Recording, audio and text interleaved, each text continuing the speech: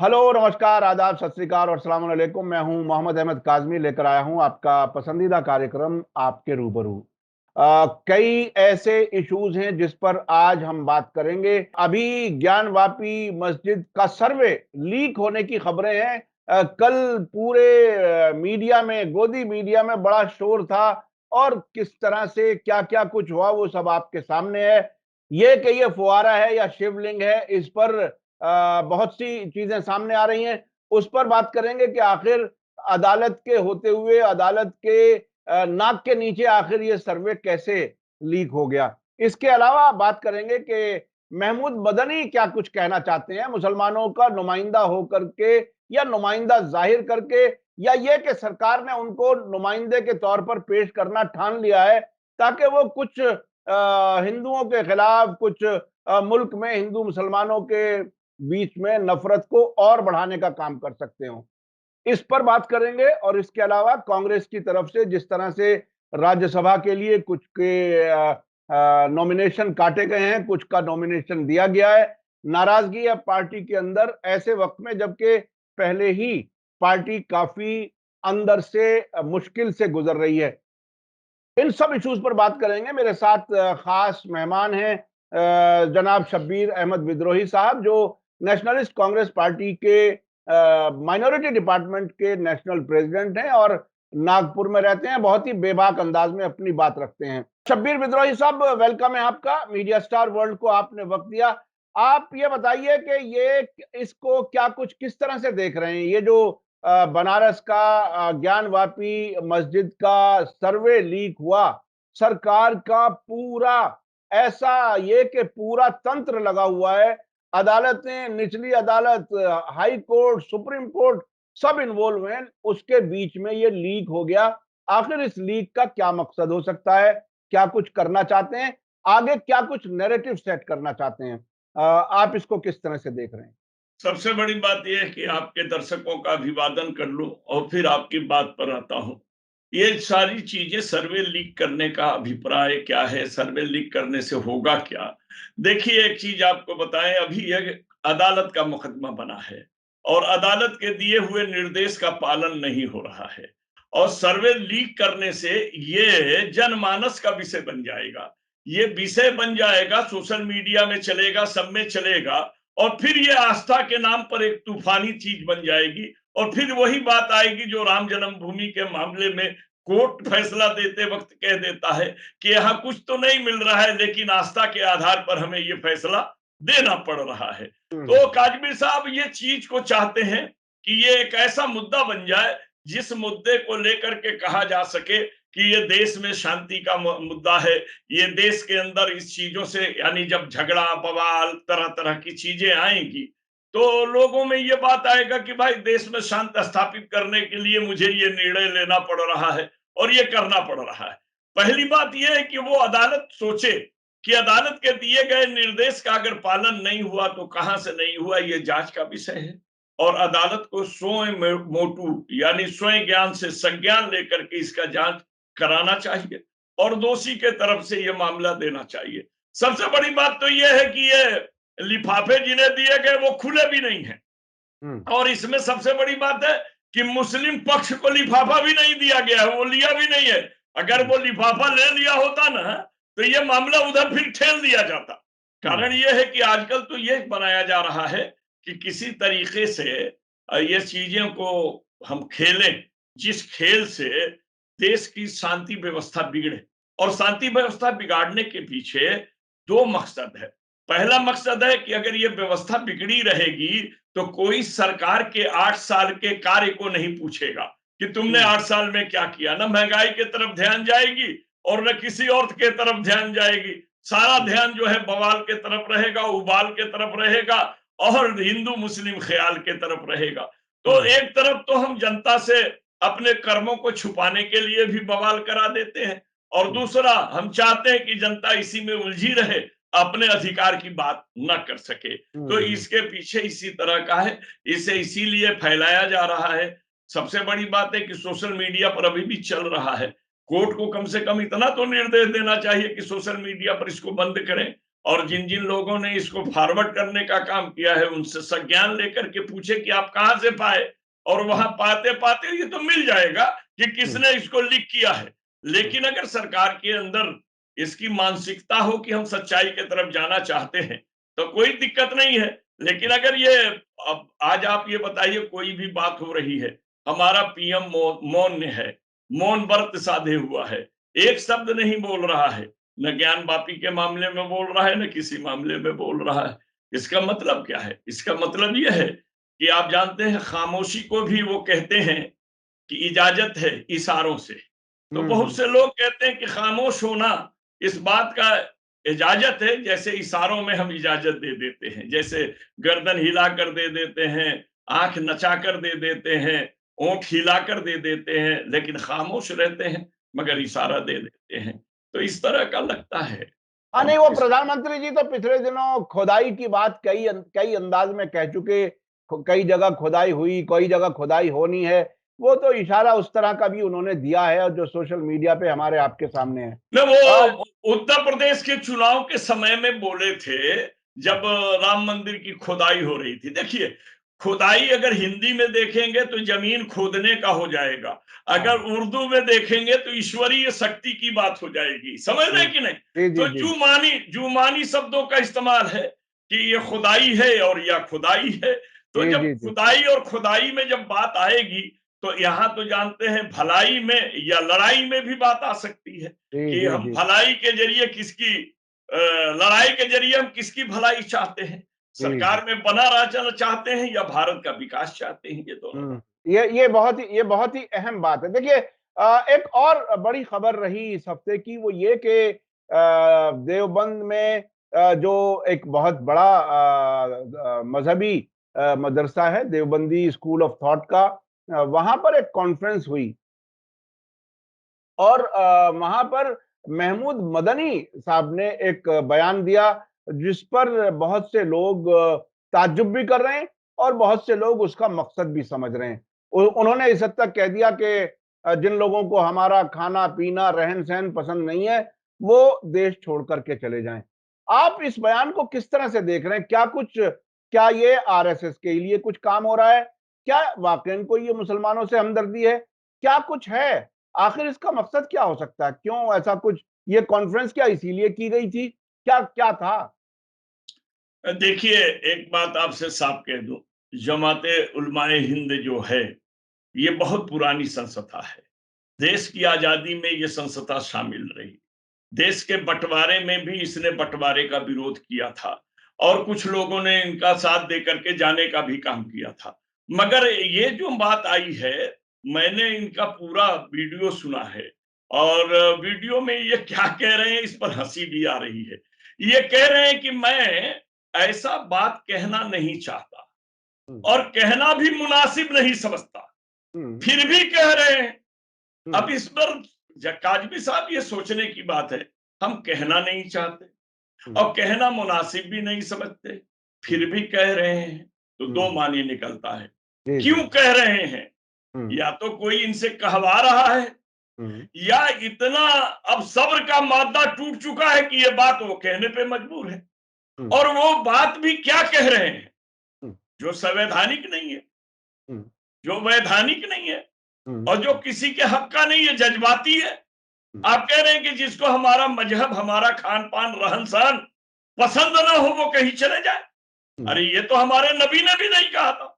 हुँ, हमारे नबी ने किसी को कहा क्या कि कहीं चले जाओ? हुँ, उन्होंने तो दावत दी, हुँ, इखलाक की दी। मैं हुँ, एक बात आपके माध्यम से कह देना चाहता हूं, थोड़ा आप ख्याल कीजिएगा। जी, जी, जी। और ये बात मैं इसलिए कह रहा हूं कि मदनी साहब आप कहना भी नहीं चाहते थे और हुँ, मुनासिब नहीं समझते थे, मगर ये आप सरकार के इशारे पर कह दिए हैं। हुँ, क्योंकि वो सरकार चाहती है कि तुम्हारे मुंह से कोई बात ऐसी निकले, जिस बात को पकड़ करके हम तुम्हें दोषी बना करके देश का माहौल बिगाड़ सके। हुँ, और आपको मालूम है, जमाते उलमाए हिंद के कितने लोग राज्यसभा में गए हैं, आपको पता होगा। हुँ, हुँ, तो हुँ, भाई जी। अगर ये सरकार के अंदर जाने वाले और सरकार को बाहर से मदद करने वाले ये लोग हैं, आप ये बता दीजिए, ये तो कह सकते हैं कि हम शराब खाने गए थे पीने नहीं, पीने वाले को समझाने गए थे। अरे ये तो वो शराबी बताएगा कि हमको समझाने आए थे कि हमसे जाम मांगने आए थे। ये तो आरएसएस के भागवत से भी मिलते हैं और गुप्त मिलते हैं। क्यों मिलते हैं, क्या मिलते हैं? ये पीएम से भी मिलते हैं, लेकिन इसका कोई सबूत पीएम से मिलने के बारे में बहुत सी बातें होती हैं। और आपको मालूम है, पीएम खामोशी अख्तियार कर लेता है। जो ये कहते हैं, न तो उसका समर्थन करता है और न खंडन करता है। वो छोड़ देता है कि दुनिया इस पर कौन सा मानी निकालना है, वो निकाल दे। आप ये बता दीजिए, भारत के किसी नागरिक को कहीं भेजने का हमें अधिकार है क्या? कतई कतई नहीं भेज सकते। अधिकार जब हमें कोई बाहर नहीं भेज सकता तो हम किसी और को कैसे भेज सकते हैं? अधिकार है क्या?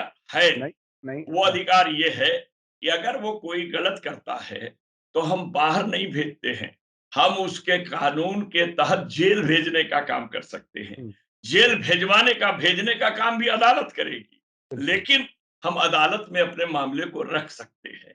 आपको ये बोलने की जरूरत क्या थी? क्या जरूरत थी?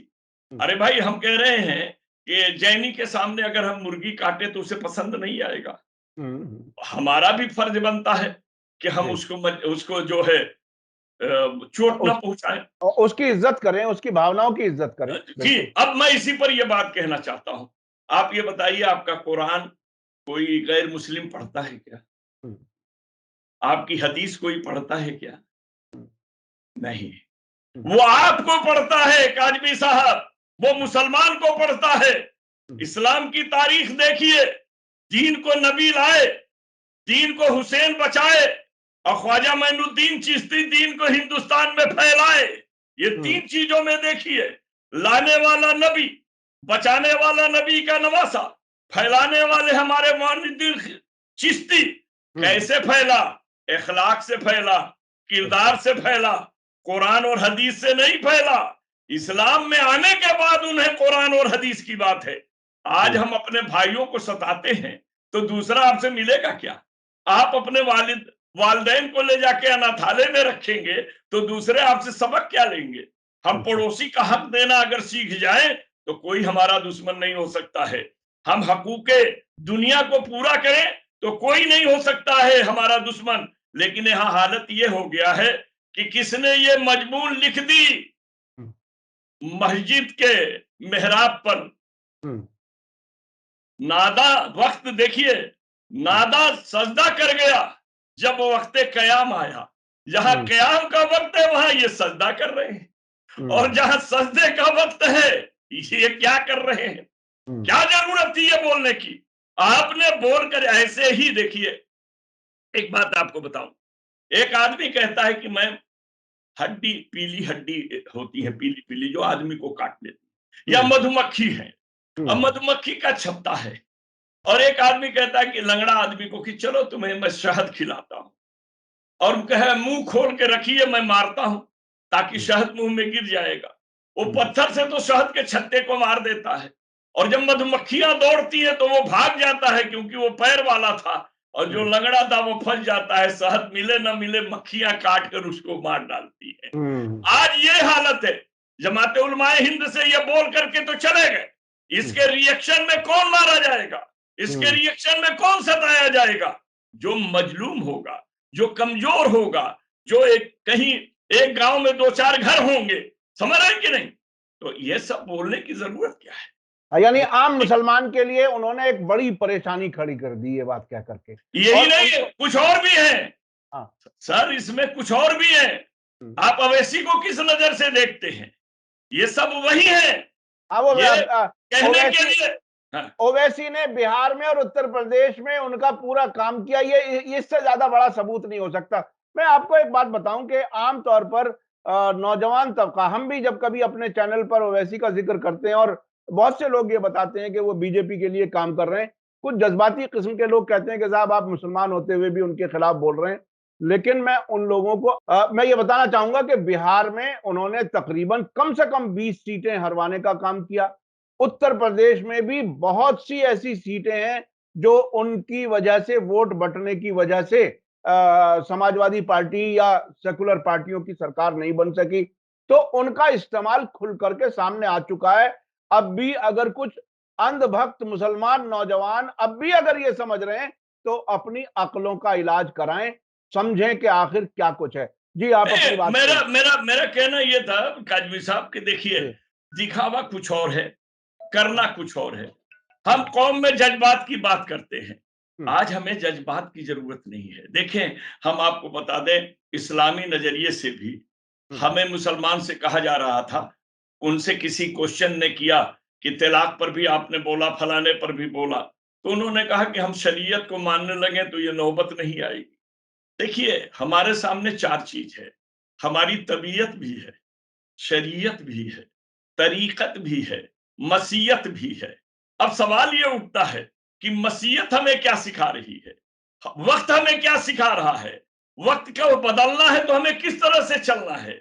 आज वक्त तलवार से नहीं बदलेगा, आज वक्त व्यवहार से बदलेगा, प्यार से बदलेगा, किरदार से बदलेगा। और तुम चले जाओ का जुमला बोलोगे। तुम तो हम्म, ये कहना चाहिए कि आओ हमारे गले लगो, हमारी गलती है तो हम छोड़ दें, तुम्हारी गलती है तुम छोड़ दो, हम तो हम्म, यही रहेंगे। हम हम्म, भेजने की बात करके बहुत बड़ा गलत काम करते हैं। दूसरी चीज ये मैं आपसे कहना चाहूंगा कि आज जरूरत क्या है।